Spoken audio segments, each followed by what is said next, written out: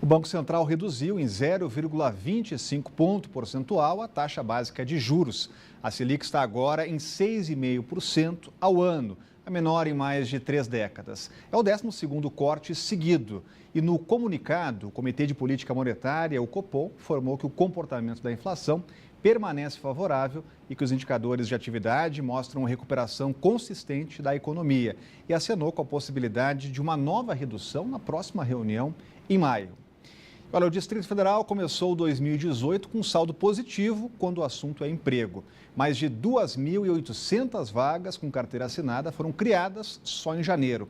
E o principal responsável pelo resultado foi o setor de serviços, que responde sozinho por 90% do total de contratações. Mas o agronegócio teve melhor desempenho em termos percentuais, aumentou de 1,75%, confirmando o campo como um protagonista da recuperação econômica.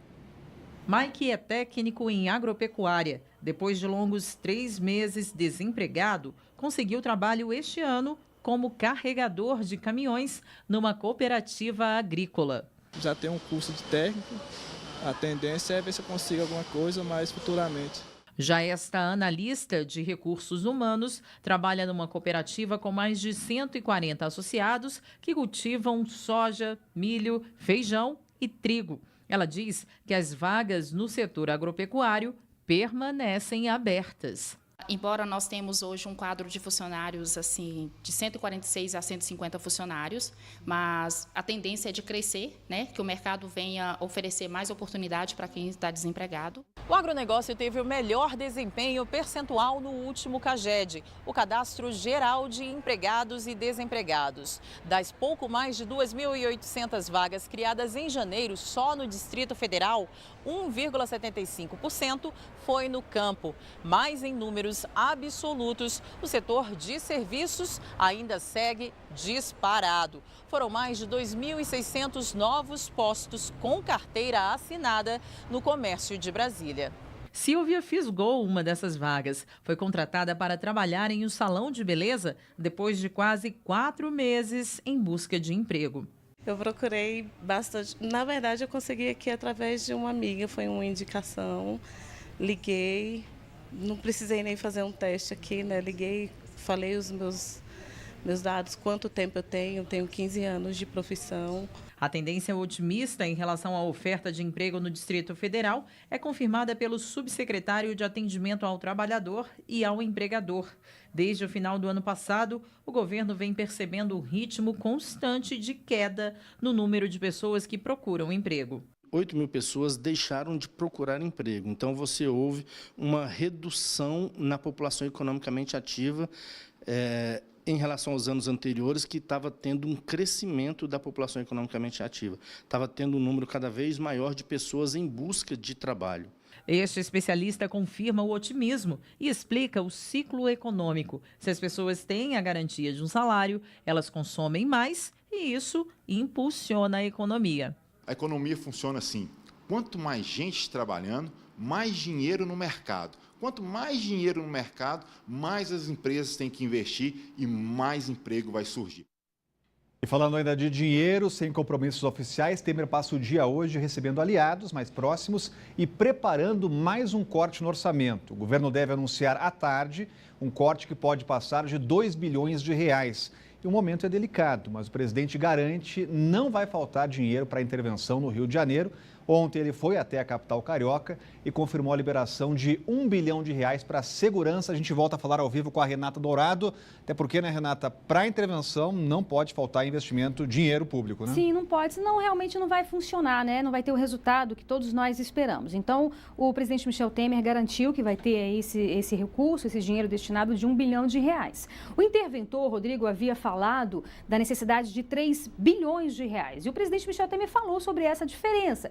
Disse que trata-se, na verdade, de um passivo, que parte desses recursos já foi destinado ao Rio de Janeiro e você tem que levar em consideração também o orçamento do próprio Estado, como, por exemplo, para o pagamento de funcionários. Então, tem que vir dinheiro, recursos do próprio Estado também. Vamos ouvir o que o presidente Michel Temer falou ontem sobre essa necessidade do dinheiro para o Rio de Janeiro. Boa parte dela, ou a maior parte dela, refere-se a verbas, a um passivo, portanto, do passado, não é? E as necessidades ficam em torno de R$1 bilhão, que nós já estamos destinando muito proximamente, nesses 2, 3 dias, nós estaremos já definindo a alocação desses recursos para a intervenção federal. Então, esse assunto tão importante também foi tratado na reunião do Conselhão. Então, ontem o presidente foi ao Rio de Janeiro. Antes disso, a gente lembra aqui que ele participou dessa reunião do Conselhão. O assunto também foi discutido. O presidente Michel Temer pediu paciência, disse que é preciso esperar um pouco mais para ver os resultados. O ministro da Segurança Pública, Raul Jungmann, também falou sobre essa situação de violência de uma forma geral. Disse, por exemplo, falou sobre a necessidade de mudanças no Código Penal, de você substituir, em alguns casos específicos, por exemplo, a prisão por penas alternativas em casos de crimes mais leves, como furtos, né? E hoje teve uma sessão solene lá na Câmara dos Deputados. Nós temos aí umas imagens, Rodrigo. Aí você vai ver essas imagens que o Neto vai soltar agora. Você vai ver a companheira de Marielle, que é a Mônica Benício, e ao lado dela a irmã, que é a Aniele Silva. Então, elas foram participar no Congresso Nacional. Essa de azul é a companheira dela, a outra é a irmã. Elas participaram de uma sessão solene no Congresso Nacional, referente ao Dia Internacional do Direito à Verdade. Então, foi uma sessão bastante emocionante. A gente lembra aqui que Marielle foi assassinada junto com o motorista na quarta-feira passada e os criminosos ainda não foram identificados. Rodrigo. Obrigado, Renata. Continua acompanhando os resultados e as notícias da intervenção. Cláudio Humberto, um grande desafio aí pela frente para o governo, né? Porque assim, o presidente Michel Temer percebeu, né, que assim, na medida em que ele interveio no Rio de Janeiro, na segurança do Rio de Janeiro, passou a ser um problema dele. O problema não é mais do governador, esse então está fora, né, do governador Pezão. O problema não é nem sequer do general Braga Neto, que é o interventor. O problema é dele, presidente da República. Foi ele que decretou a intervenção.